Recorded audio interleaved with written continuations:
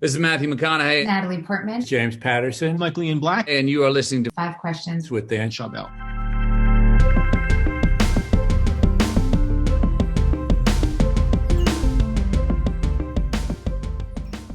Dwyane, welcome to Five Questions. I'm so happy to be here. What were some of the biggest challenges growing up in the South Side of Chicago, and how did facing them help you become the person you are today? Some of the biggest challenges is trying to find out who you are, right? You're trying to see people, you're trying to see yourself in other people, and everybody else is grabbing for straws and trying to find themselves. And so it's hard to see yourself. It's hard to see somebody that you see is doing something in a successful way, or the way that the world told you is successful, to make you want to be just like that person, right? And so it's hard to have imagination. I think that was the hardest thing for me, and I tried my hardest to have these dreams, to have these imaginations, because I couldn't visually see it. Yeah, and that kind of leads perfectly into the next question, actually, because you've had various influences, but the biggest one that I've read about is Michael Jordan. How did his career inspire you to become a professional basketball player? Yeah, Michael Jordan was being a kid, growing up in the city of Chicago, being lucky enough and fortunate enough to be able to watch every Chicago Bulls game. Michael Jordan is, like I say, he's the first iconic player, like in the NBA. Like he the one who started this global thing. And to be able to watch every step of the way as a young kid at 9 years old, watching the Chicago Bulls win a championship and watching Michael Jordan be the greatest player in the game. And all the pizzazz he had, the style he had, his commercials, and just everything.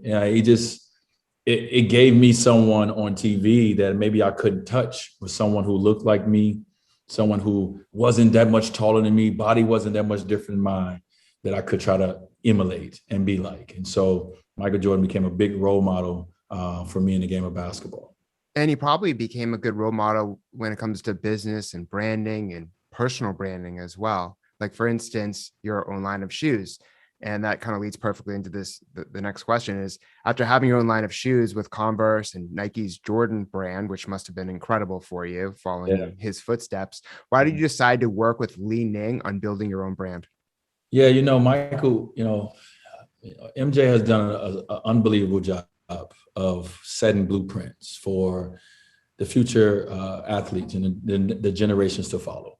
And, one of the blueprints, when you're a good basketball player, you have your own sneakers. And I was lucky enough with Converse to have 5 years of my own sneakers, and then to be able to move to my brand, the Jordan brand. Like, I feel like I grew up in it for 3 years, and I learned a lot throughout that process. But ultimately, I've always wanted to be like Mike, right? And so I wanted to be able to have a little bit more say, a little bit more responsibility, a little bit more opportunity to grow my own business and brand. And so I decided at the age of 30 to do something a little different. And so, 10 years ago, I decided to do that, and was able to, started my business mind to start thinking outside the box as well. And you start thinking about legacy. You start thinking about beyond now and your family. And so for me, it's all about the legacy aspect of it. And that's what Michael Jordan has. He has a legacy that will outlive, Michael Jordan. And so you want a piece of that. Yeah, and he set the blueprint for you. You're like, okay, he had his own shoe. He had, a clothing line. He had all these different things. Yeah, Gatorade. Yeah, hot dog. He had underwear. He did. It's everything. Like hard to remember everything.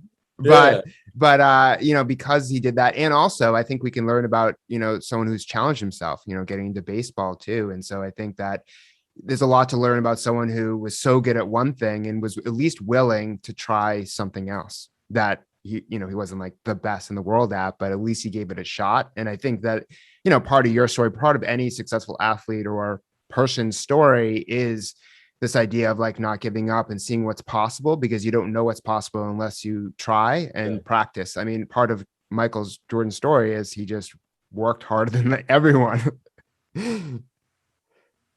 Well, and he worked hard on his God-given abilities. Like he had a lot of ability, and he didn't, it's like Kobe as well. He talked about it. He didn't rest on those abilities. He didn't just rely on those. He actually worked those abilities. And so Michael Jordan made you feel like if you put on Michael Jordan cologne, you thought that you was him. If you played with a Michael Jordan basketball back in the day, you thought you could shoot like him. Like he made you feel that if you wore those shoes, you were actually going to do some Michael Jordan type of things, and you wasn't. But that's the kind of iconic figure that Michael Jordan was. And you were a leader on the court, but you're also a leader off the court. In what ways do you see yourself as a leader of the trans rights movement? I don't see myself as a leader at all, Dan. I see myself as an ally. I see myself as a father of a beautiful daughter that's a part of the community, not me. And I don't want to ever take any credit for anything. I just want to learn. I just want to be the best parent, the best friend, and the best ally that I can possibly be. And so that's my journey throughout, is to learn along with Zaya as she grows, to ask the right questions, to never be afraid to get it wrong, but make sure that you get it right. And so that's kind of my role. Yeah. And with your platform, you're able to, help other people because, you have the relatability, but you also, have a big podium to stand on where you can really make a difference. Yes. And that's not to say that other people who have, let's say, 10 followers could make a difference. But of course, you have that level of amplification and the media platform behind you that can really, really, support the movement and the cause and just kind of to enrich people and make them understand, because a lot of this is about education, wouldn't you say? 1000%. I mean, it's a lot of things that we don't know about our own heritage, about our own families. And we're expected to know everything about everyone else, and it's unrealistic. And so that's why the whole idea of cancel culture is one of the dumbest ideas I've ever heard. We need to be in this space of really helping each other learn and educate ourselves with what you don't know, right? I just, I'm lucky enough and blessed enough to have this platform, right? But also understanding that we all have different forms of platform, it is not just about Instagram followers. And so whatever platform you do have, you utilize that for the things that you feel that are passionate about. And that's what we've done. And we're passionate about family. We're passionate about support of family. And so when I come out and speak about my daughter, it's certain communities of people at this moment who are not ready to hear this conversation. But it's other communities of people who are dealing with this and are ready to hear this conversation. And so right now, I'm speaking very loudly and clearly to the community that are ready, and the community that is not ready. That doesn't mean that you're wrong or you're right. I just hope that you give it a chance to evolve and grow as the world is evolving and growing, and understand that you may not be ready today, but if you keep an open mind, you continue to keep evolving and elevating your life, and experiences that one day you can understand, what we're going through and what we're living with and what we're dealing with inside our household. Beautifully said. And what's your best piece of career advice? Best piece? Number one. Be authentic.